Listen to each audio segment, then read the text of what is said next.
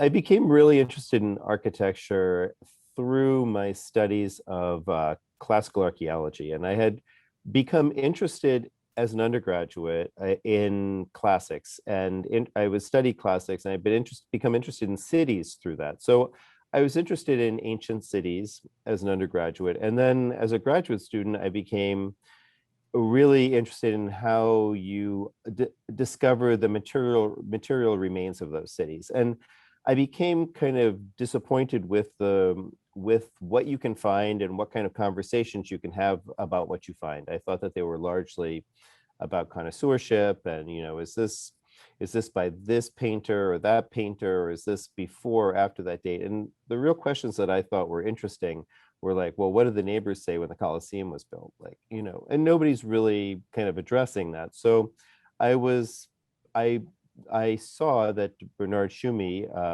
was coming to Columbia. He had just done a very archaeologically oriented park, the Parc de la Villette in Paris.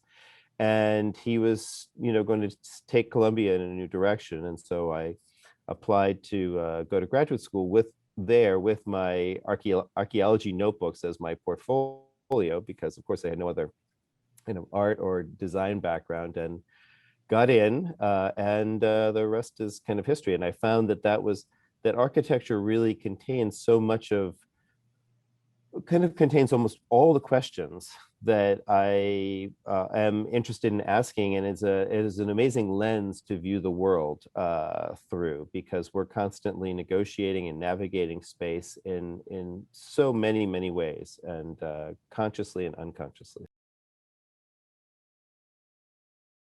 I was at Brown as an undergraduate, so I was an applied mathematics major at Brown, interested in kind of optimization problems and how things work, and a classics major, and then I went to Princeton for the PhD program in classical archaeology, and left before I finished the PhD.